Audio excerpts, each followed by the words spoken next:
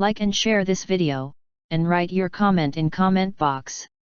Press on subscribe to subscribe. Shake hand with Life YouTube channel, then press the bell icon to get all notifications for future video uploads.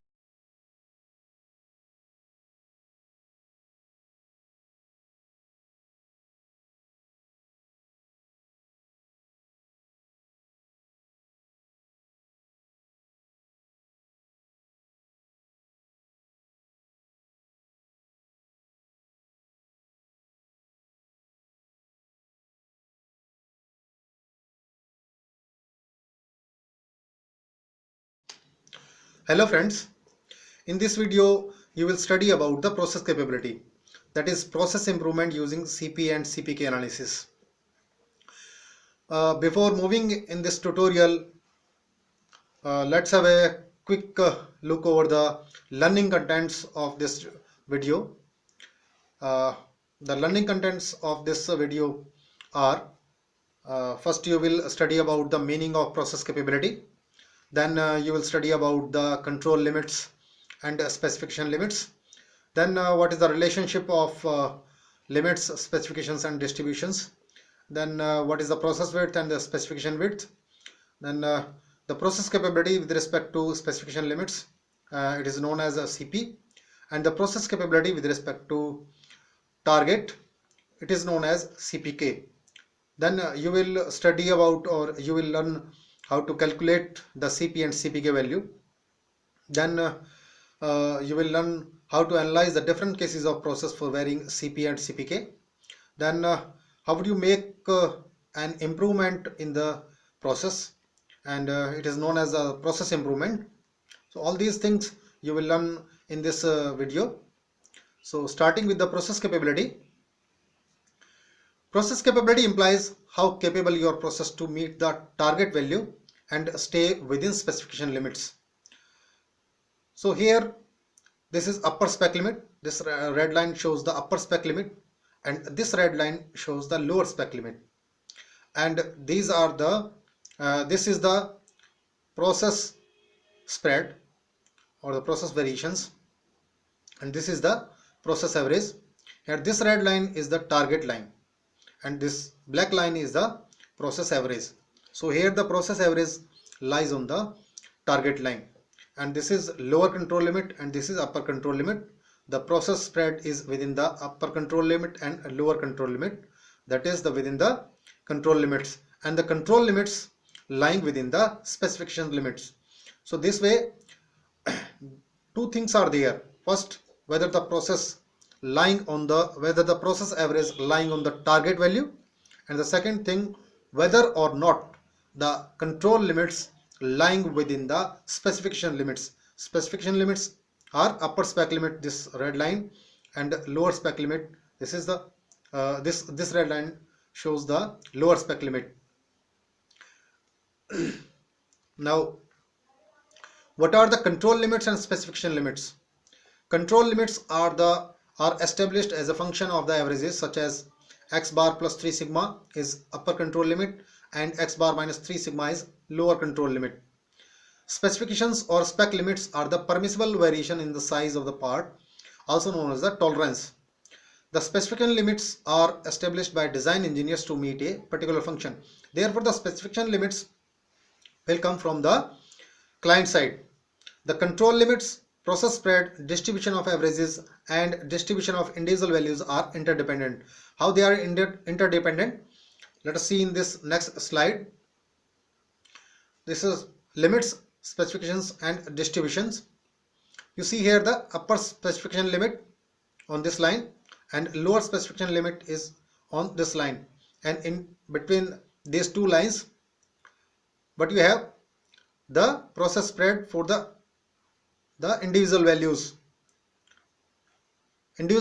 for manufacturing some different parts of a product. And this is the process capability. Process capability is between upper control limit and lower control limit. So the mean value of this distribution of individual values is mu, and the process capability is measured by the mu plus minus 3 sigma, the upper control limit and lower control limit. And this is the distribution of averages of the different samples taken for the manufactured product, manufactured parts of some particular product. So this is the distribution of averages, and this is the process capability of the distribution of averages, and it is given by x double bar plus minus 3 sigma bar. Sigma is the standard deviation. So this way you can understand the relationship between the limits, specifications and distributions. Limits are the control limits and the specifications are the upper spec limits and lower spec limit, and this is the distribution for individual values, and this is the distribution for averages of different samples. Now process width and specification width. The process width is the distance between the upper control limit and lower control limit.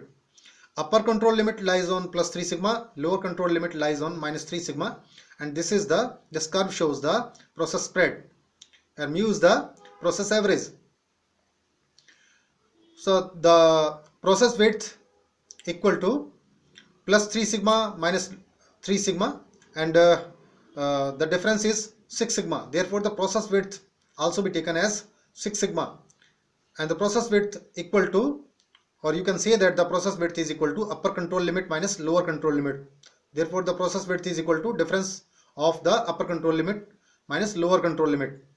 Now the specification width is the difference of the upper spec limit and lower spec limit. Upper spec limit, here this red line shows the upper spec limit and this red line shows the lower spec limit, where this in between red line shows the target value. Now you have understand about the specification width and process width. Now process capability with respect to specification limits, it is known as CP. The capability index CP is the ratio of specification to the process width. So therefore CP can be given as upper spec limit minus lower spec limit divided by upper control limit minus lower control limit, and it will also equal to upper spec limit minus lower spec limit divided by 6 sigma, because process width also equal to 6 sigma. Now if CP greater than 1, the process is capable of meeting the specifications, but if CP less than 1, the process is not capable of meeting the specifications.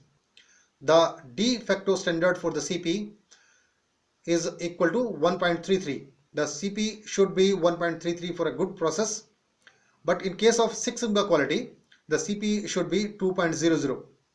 Therefore, larger the value of CP, better the quality of the process. Now process capability with respect to target, this is known as CPK.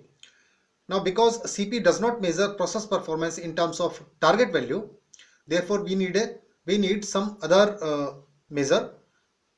This is CPK. CPK measures the closeness of the process average with the target value. This is the indicator of the off target process, and the de facto standard for CPK is 1. That means for a good process the CP should be at least equal to 1.00. Some organizations considers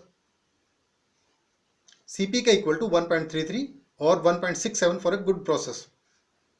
Now formula for calculating CPK is CPK equal to CP into 1 minus K, where K reflects the shift in the process, either side of the target, shift in the process on either side of the target.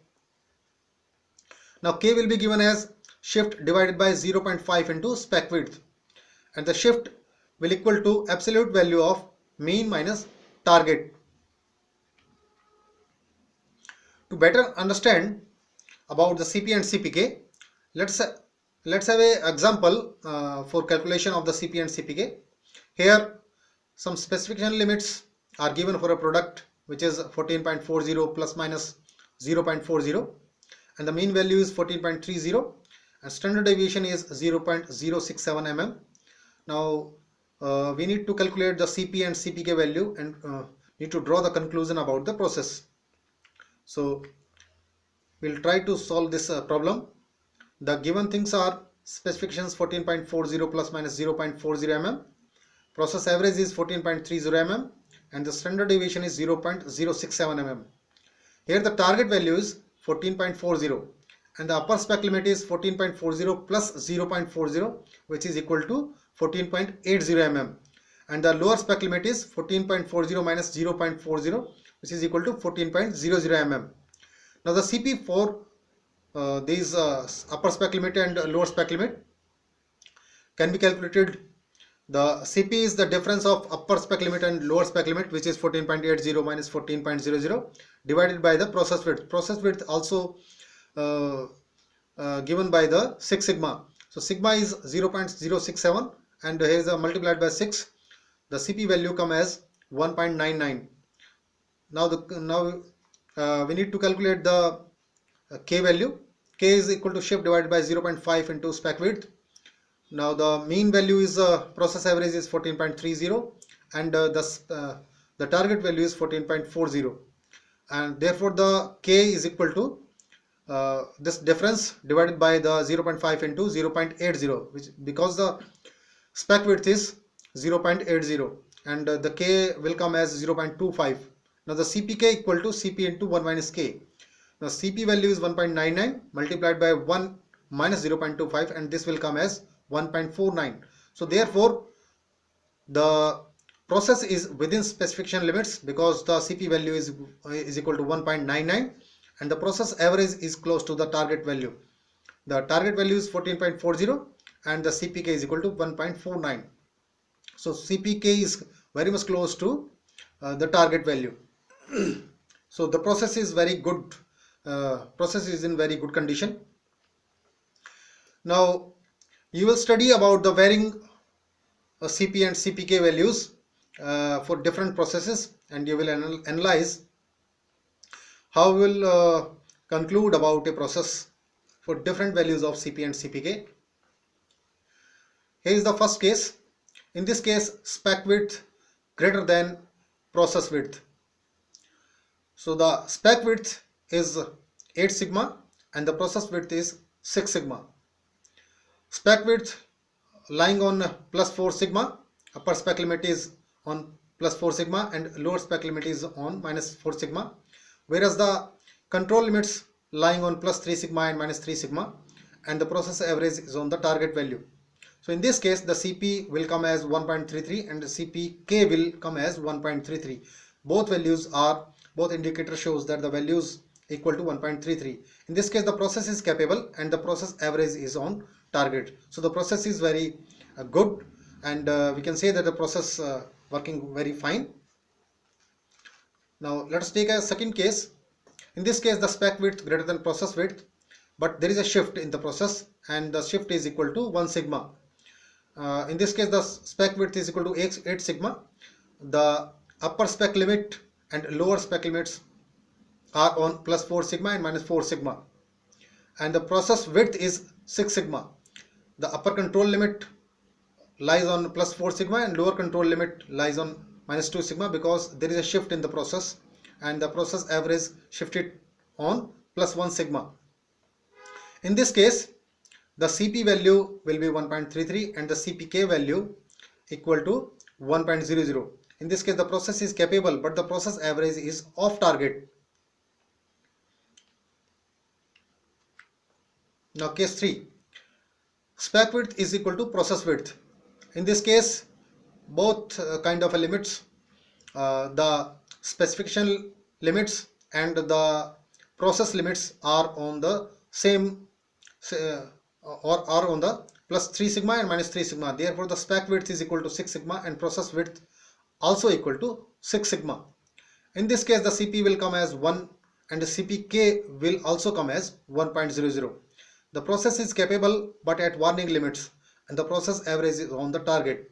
So in this case this implies the exactly 50% of the parts of a product lying on the upper spec limit and exactly 50% parts of a product lying on the lower spec limit. So therefore no customer would accept such kind of parts wherein a lot exactly 50% of the parts exactly lying on the upper spec limit and exactly 50% of the parts lying exactly on the lower spec limit. There may be the chance that some part or maybe a part could cross the upper spec limit or lower spec limit. So how can a customer accept this kind of a lot because that customer may get some customer complaint in a further case. Now let us take this fourth case. In this case, the spec width is equal to process width. Process and the process shift is there also. The process shift is 1 sigma. In this case, the specification limits are on plus 3 sigma and minus 3 sigma. Upper spec limit is on plus 3 sigma and lower spec limit is on minus 3 sigma. And the upper control limit is on plus 4 sigma and lower control limit is on minus 2 sigma. In both cases, the spec width is 6 sigma and process width is also 6 sigma, but there is a shift. The process shifted on plus 1 sigma. Process shifted by 1 sigma. In this case, the upper control limit crossed the upper spec limit. So in this case, the CP will equal to 1.00 and CPK will equal to 0.67. The CPK less than 1. The process is not capable and process average is off target. Both things are not match. The process is not within the specification limits, and the process average is also off target. Now in the fifth case, the spec width less than process width. In this case, the process width, the spec width are within the process width. So the spec width, upper spec limit is on plus 2 sigma and lower spec limits on minus 2 sigma. In this case, the spec width is 4 sigma and the process width as usual on is 6 sigma. The process width, the upper control limit is on plus 3 sigma and lower control limit is on minus 3 sigma. So you see there, you see here the spec limits are within the upper control limit. That means the upper control limit and lower control limit cross the upper spec limit and lower spec limits. In this case, CP will equal to 0.67 and CPK also equal to 0.67. That means this is the case when the control limits cross the spec limits. In this case, the process is not capable, but process average is on target value. In this case, you can understand this case by the more than 50% products, 50% parts of the product cross the upper spec limits and exactly 50% parts cross the lower spec limit. Therefore, the process average is on the target value, but no product specification, the process limits are not meeting or not lying within the specification limits. So this kind of a lot cannot be accepted by the client or the customer. Now in the sixth case, spec width less than process width, and there is a shift also. Process shift is equal to 1 sigma. In this case, the spec width is 4 sigma, upper spec limit lying on plus 2 sigma and lower spec limit lying on minus 2 sigma, and the process width is 6 sigma as usual. Upper control limit lying on plus 4 sigma. In this case, upper control limit cross by far the upper spec limit because there is a shift in the process. The process average shifted on plus 1 sigma from the target. Now in this case, because spec limit is 4 sigma and process width is 6 sigma and there is a shift 1 sigma, so the CP value is 0.67 and CPK value is equal to 0.33. So in this case shows that the process is not capable and the process average is also off target. And so from the all 6 cases you have get an idea that how would you analyze a process on the basis of CP and CPK value. Now the conclusion is the CP value does not change as the process center changes, when the process center changes, the CP value will not be changed. The CP and CPK, when the CP and CPK equal to each other, the process is centered. In case of the centered process, when the process is centered, the CP and CPK value is equal to each other. The CPK is always equal to or less than CP. The CPK for every case, almost every case, the CPK value always less than CP. The CPK greater than 1, in case of CPK greater than 1, this indicates the process conforms to specifications. And in case the CPK less than 1, this indicates the process does not conform to specifications. The CP less than 1, this indicates the process is not capable. That is, the process limits are not lying within the specification limits. CPK is equal to 0. This indicates the average is equal to one of the specification limits. When the CPK is equal to 0, then the process average is going on either upper spec limit or either on lower spec limit.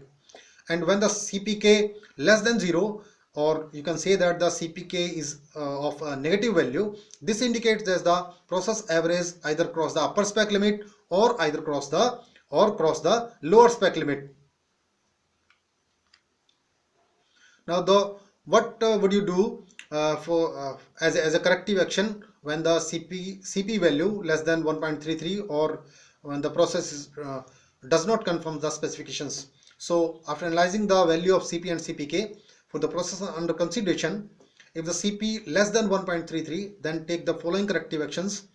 Carry out the 100% inspection to eliminate non-conformities, and increase the tolerance of the specifications if allowed by the customer. So if customer not allowed to you that you can increase your tolerances, then you cannot increase your tolerances for a particular product for a particular product specifications. Now in that case, you have to improve your process. To improve the process, you need to reduce the variability of the process. How would you improve the variability of the process? How would you improve or reduce the variability of the process? In fact, I should say how to reduce the variability of the process. So how to make the improvement in the process.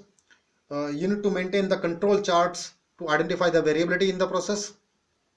Find the possible causes of variation with help of cause and effect diagram. Then identify trouble spots in the process with help of process flow chart. Understand the spread and skewness of the data with the help of histogram. Then identify vital few defects or causes with the help of Pareto analysis, and then confirm the degree of relationship between cause and effect variables using scatter chart.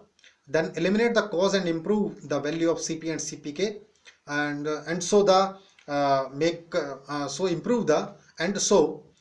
to make an improvement in the process.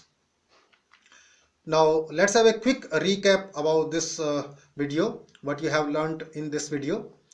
The process capability is the ability of process to stay close to the target and within specification limits. Control limits are the function of the process average. Specification limits signify the permissible variation in the size of the part. Difference between upper control limit and lower control limit is the process width. Difference between upper spec limit and lower spec limit is the specification width. Process capability with respect to specification limits describes by CP. Process capability with respect to target describes by CPK. CP is the ratio of specification width to the process width. CPK equal to CP into 1 minus K, where K describes process shift. And if CP less than 1.33, then immediate corrective actions are required to improve the process. I hope you have enjoyed this video learning about the process capability. So I just request to you that if you like this tutorial, then like the video, put a like on this video, and if you have any comment regarding this video, then drop your comment in comment box, and subscribe my channel Shake Hand with Life, so that you can get the notifications whenever the new video uploaded on my channel. Thanks for having stay with me. Have a nice day. Thank you.